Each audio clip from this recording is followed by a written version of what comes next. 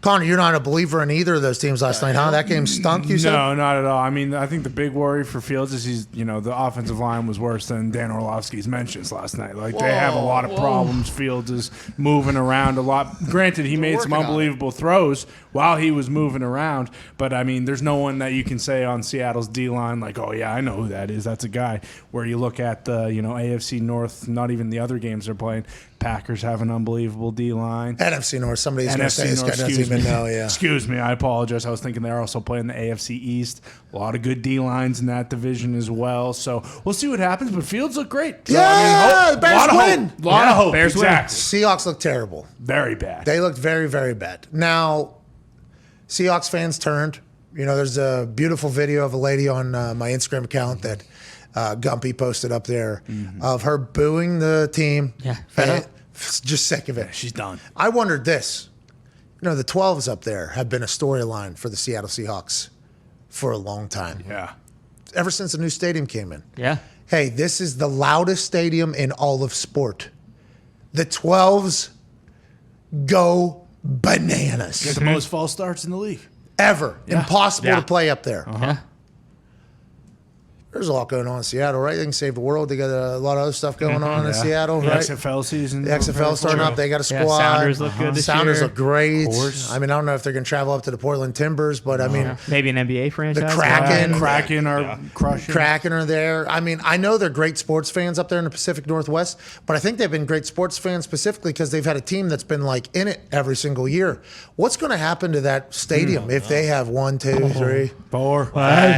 What's going to happen? They got to turn that around. They know that, right? Pete Carroll's not waiting around forever either. I mean, there's no way Pete Carroll's going to go out on a dud, right? No. They're going to have to do something. And if you're Jimmy G or watching that game last night, you go like, yeah, I won't go Seattle Seahawks. Now, once again, DK Metcalf and Lockett changed the game completely, and we're overreacting to preseason. But they looked bad last night. Yeah. I mean, that was no fun, I assume, for any Seahawks fan to watch. Well, and that's what you mentioned, Pete Carroll, and obviously they're not very few teams, especially teams who have been good for the last decade or whatever, aren't just going to come out and say like, yeah, we're in full rebuild mode now. Like the teams that fucking stink do that because no one cares anyway. But do you think? I mean, Pete Carroll was the one who was saying, after Russ left, like, hey, we're just going to reload. Like, do you think in his mind, like he had realistic expectations? Because you're right. Well, I mean, we don't know what's gonna preseason. happen. We don't know what's going to happen. But this team is much worse this year than they were last year. Like, that's just the way it is. And they didn't make the playoffs last year. NFC West is real easy, too. Yeah, exactly. I mean, it is a really easy go. I'm fascinated by it all. Go ahead, Tone. Yeah. Metcalf, Lockett, not in. Okay. Game changers. Game changers. Game Sure. wreckers. Most Defense important. have to play different whenever those two are on the field. So Sure, but Metcalf had 3 plays. when the Bears were only playing their starters 6 to 10 plays, Geno Smith has played 4 quarters now this preseason and has scored 10 points, scored 0 last night. That's got to be alarming if that's going to be your starting quarterback. remember, Dan Orlovsky said they're thinking about Drew Lock. Now, we'll figure out what, because when Cam got a 1-9er, when he went up to the Patriots, he was not the same same guy. afterwards. Changed the game. Drew Lock, who know how he's going to bounce back after a 1-9er, maybe the lungs, maybe the little mental fog. We hope not. But, I mean, that was alarmingly bad last night. And they want Drew Lock to be their quarterback, right? Because I think you kind of know Geno Smith's ceiling, and you maybe don't know Drew Lock's yet. He's still super young, and maybe change the scenery will change. I assume that's why they want Drew Lock to come in and win that job, right? Are you thinking what I'm thinking? Maybe. What? No. Maybe. Mason Why? Rudolph. To Seattle. Mason Rudolph Now we're talking. being a Seattle Seahawks. That's as far as way you could get from Pittsburgh. So yeah, with Jacob Eason. That's how you make sure the 12s fucking stay coming to the stadium. Absolutely. I've said some things about Mason, but I think he starts over those two. I mean, Drew Lock. Once again, we have to, preseason game. Yeah. Drew Lock in practices slinging it. Make all throws. Has he been taking the first team reps and Geno hasn't getting first team reps? Or maybe was that second team reps when Geno and the running back weren't on the same page? That just seems like Geno was just like this much off on a couple different situations where the momentum probably goes a completely different way. But instead, they had to sit through that whole thing. The under hit last night, Tone. Huge. Yes, Which it did. after, Sweat. which is, I mean, Bit sweaty. All right, so I'm sleeping. Obviously, I fall asleep during that game because it was terrible. So Oh, yeah. I tried my best because it was NFL football. Yeah. I'm going to have to retrain my body to survive these primetime games, by the way. I'm You starting and to me both, realize. my friend. Because with the offseason, I've been, maybe passing out a little bit, doing this whole thing. We got to get back in here and not being old fucks and being able to survive through the Well, entire game. I'm NFL talking to me Plus. right now.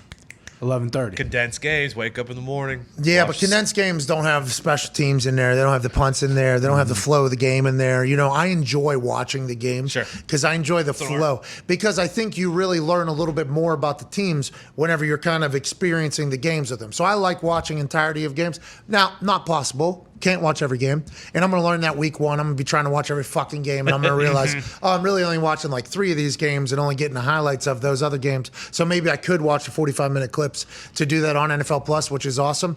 But I got to get back into the flow of watching. I passed out. I apologize. Yeah, but- it was 23-0, I think, at the time whenever I fell asleep. I forget what it was. no one's gonna- I mean, that first drive, that third down, that thing, that gets caught, that's a completely different ball game. And that was a beautiful ball. Over a linebacker, in between corner safety, like right on a dime. Perfect. Ball gets dropped. We're punting. Chicago's coming back the other way. Guns a-blazing. The Yep. Chicago Bears, by the way. Seattle, the Seahawks fans, fucking the 12s, which might have a couple of rough years coming ahead of them. We'll see how dedicated they remain to the Seahawks, which they will say a lot. We'll see. With no Russell Wilson, no star really. That kind of brings all the energy out of that stadium. Completely different game. Him tripping over the running back, I mean, that's literally that far off, his cleat off of that. You trip, fall down there, that changes the entire game. Jacob Eason comes in, slings the ball around a little bit, but I feel like the Seahawks were this close a couple different times last night. But doesn't it feel like the teams that lose a lot of games always like this close? Like, it's just like, seems to not be going their way. And for the Seahawks, not only do you lose Wagner, not only do you lose Russell Wilson, 17 years of Pro Bowls between the two of them, you lose an identity, I think, on offense. Now, DK and Ty aren't playing, but and if the football gods are working against you, I mean, fucking A, it might be a long year up there in Seattle. It's just preseason, but fucking A, that might be a long year, AJ Hawk. I mean, it absolutely could be. And like the Legion of Boom defense, that's been gone for a little bit, but there's still been traces of it. Obviously, having Russ there, you're like, okay, we remember what it was like when the Legion of Boom was there. And then when Bobby Wagner, he's off the defense, like, all right, now we're officially moving on to like a new thing here in Seattle. So there may be some growing pains along the way, but I mean, maybe they can be one of those teams that kind of flies under the radar, but too bad their division's too good around them. NFC West, yeah, that's going to be very difficult, I think, in the NFC West. I'm excited to see the Seahawks fans. I hope it's the same atmosphere. I would imagine it will be early for sure, but if they are not successful, how do they When continue Russ to is bring back that week juice? 1, I bet you it'll be packed, and then we'll see where it goes from there. Yeah. Yeah, well, let's see how the team does. Yeah. Regular season could be completely different than preseason for a lot of these teams that we're going to judge and overreact to because we do a daily show and NFL football's back, so we have to. No DK Metcalf, no Lockett. The defenses are playing vastly different, right? Just like the Colts against the Bills. Jonathan Taylor's not in the backfield. The Bills' defense is playing very different. So the Colts aren't necessarily seeing what they're going to see in the game because they're without fucking MVP cannon in the back. So we have to take that into account, right? Don't we, AJ? I think we have to. Yeah, I think it absolutely all plays. It's a factor. And I know what the Giants D coordinator's taking shots at Bill Belichick because they were calling a few too many blitzes. Yeah, so Well, he things got like those that absolutely exotics. AJ, they got those exotics.